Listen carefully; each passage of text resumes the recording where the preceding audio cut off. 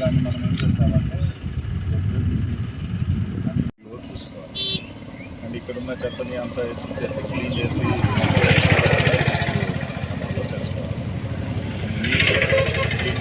Cleaning and widening rules ప్రకారం ఎంత ఉందో అది చేసుకునేటువంటిది మీ బాధ్యత. అండ్ సర్పంచ్ గారు వాళ్ళు కూడా పబ్లిక్ సపోర్ట్ ఇచ్చేదానికి కోఆర్డినేషన్ చేసుకునేటట్టు మినిట్స్ రాసి పెట్టండి సార్.